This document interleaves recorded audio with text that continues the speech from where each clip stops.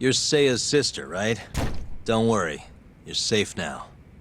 Yagami! When the hell did you get here? Let the girl go. Right now.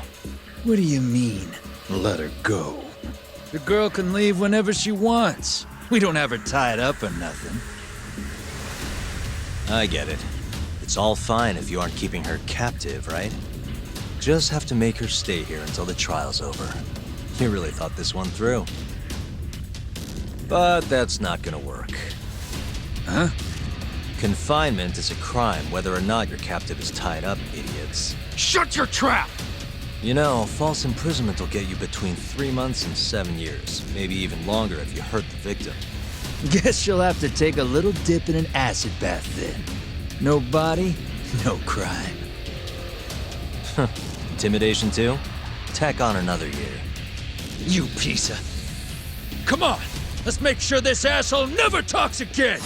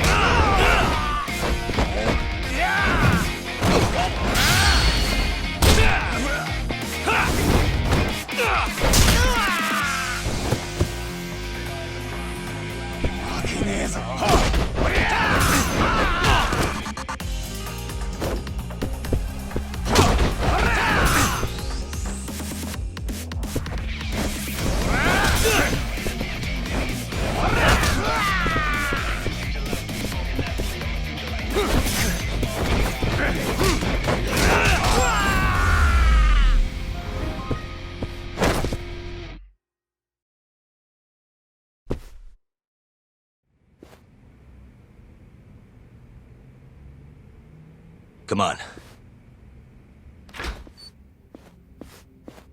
Not so fast, Yagami. Arase-san, hasn't this gone on long enough?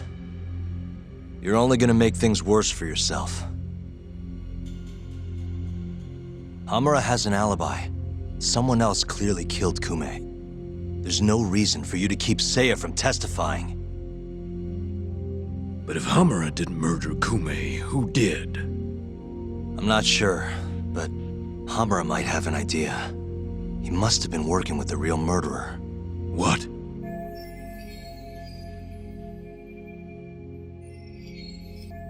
The night of the crime, Kume went into Amor and just disappeared, right? He didn't contact you. Nobody saw him. He didn't even show up on any security footage. The way I see it, Kume never left Amor. In other words, Hamura must have handed him over to the real murderer. While Hamura was at the sauna making an alibi for himself, someone else was murdering Kume and gouging his eyes out. It almost makes sense. If Hamura ends up behind bars, I'll never be able to prove that theory. So what? You want to let Hamura walk? Better that than threaten a girl to stop someone from testifying. Besides, I thought you were above shit like this. All right, just get out of here. You got guts for a detective. Thanks.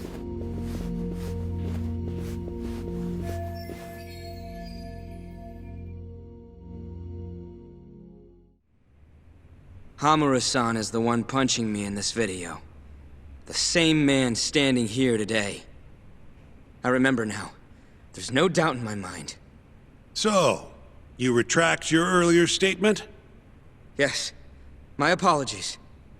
Your Honor, clearly this witness has no credibility. How does the defense respond?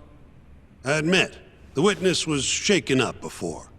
But I believe that's a perfectly understandable response. This is his first time in court, after all. I have no doubts regarding his credibility.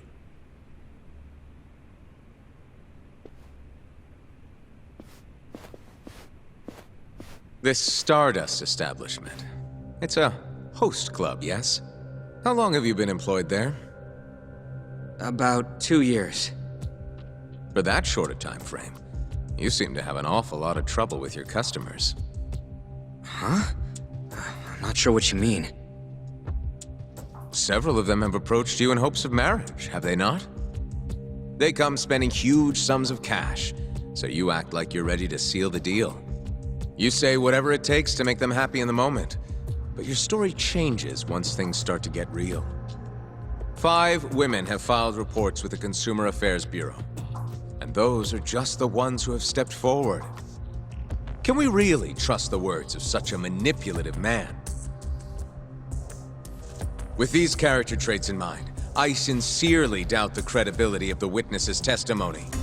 And if the witness is indeed lying, the defendant's alibi is invalid. That is all. How does the defense respond? I'd like to continue on the topic of credibility. Mind if I ask you a few questions, prosecutor? Go ahead. First, allow me to fast forward the security footage to just a few days after the crime.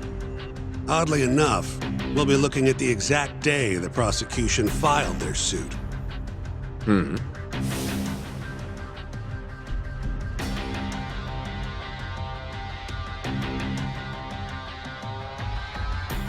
Isn't that you, prosecutor? Yes. And in this footage, you're reenacting the altercation that took place between the defendant and our witness, yes? What? No. Well, that's strange. You stated earlier that you hadn't seen any footage from the camera near the sauna. But then, how would you be able to reenact things exactly as they went down? You also claimed you did not inspect the area yourself. It seems that wasn't the truth. Why are you hiding the truth from us, prosecutor? You're wrong! As you can see, the original footage isn't exactly clear. I would understand if you had denied that the defendant was the man who punched our witness. But instead, you claimed you hadn't seen the footage at all. If I had to guess, when you first saw the footage, you realized Hamura might have been the other man. At the very least, you couldn't rule out the possibility. So you lied, I would say. That's not true! Can we be sure that what you say is credible? You've already lied outright in a court of law. And unfortunately for you, there's only one person who thinks the defendant is guilty. And that's you, prosecutor.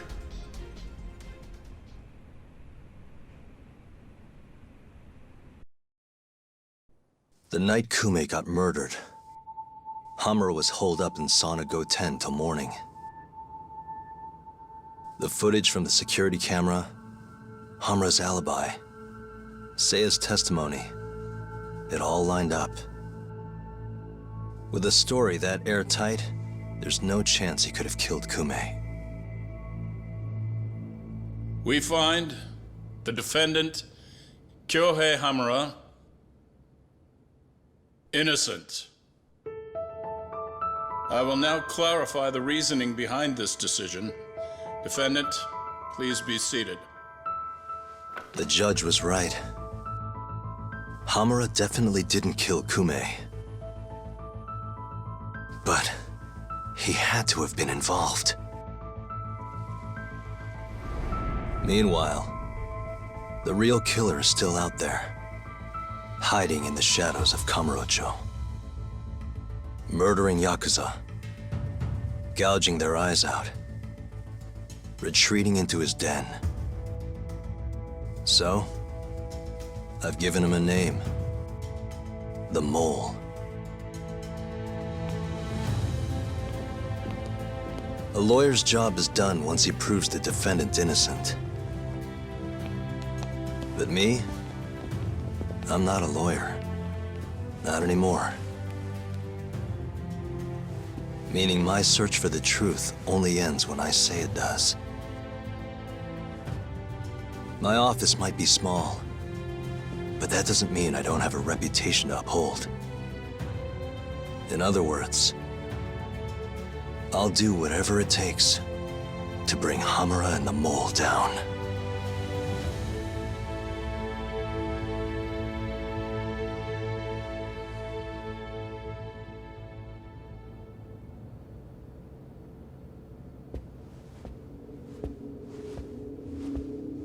Yagami-san, nice seeing you. Gorgeous day. How's the detective business been treating you lately? Yeah, I knew you'd show up here, Hattori. Listen, I'm not in the mood for your shit today. But it's my journalistic duty to hear what you have to say. It's not personal, just trying to do my job, okay?